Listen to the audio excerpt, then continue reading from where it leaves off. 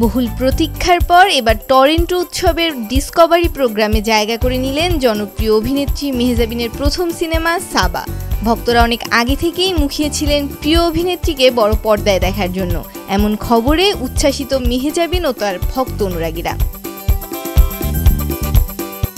অনেকবার সিনেমার গুঞ্জন শোনা গেলেও তা নিয়ে কোনো ঘোষণা আসেনি।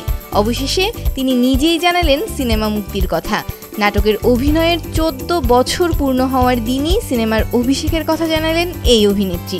মেহজাবিন বলেন, ঠিক 14 বছর আগে এই দিনেই আমার অভিনয় যাত্রা শুরু হয়েছিল। এই উপলক্ষে ভক্তদের উপহার হিসেবে সাবা সিনেমার পোস্টার উন্মোচন করা হলো।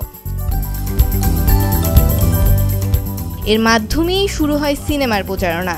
পোস্টারে অন্যরকম এক মেহজাবিনকে দেখে মুগ্ধ হয়েছেন ভক্তরা।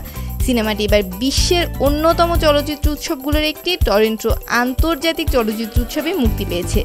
তবে খুব শিগগিরই বাংলাদেশে মুক্তি পাবে সিনেমাটি। এটি মেহজাবিনের প্রথম সিনেমা, যেটি পরিচালনা করেছেন মকসুদ হোসেন। সিনেমার অভিনয়ের পাশাপাশি প্রযোজনাতেও দেখা যাবে মেহজাবিনকে। এর গল্প লিখেছেন ত্রিলোরা খান ও নির্মাতা নিজে। মেহজাবিন ছাড়াও সাবা সিনেমায় আরও অভিনয় করছেন মোস্তফা মনোয়ার ও রোকেয়া প্রাচীর মতো অভিনয় শিল্পীরা। বিনোদন ডেস্ক, ভোরের পাতা।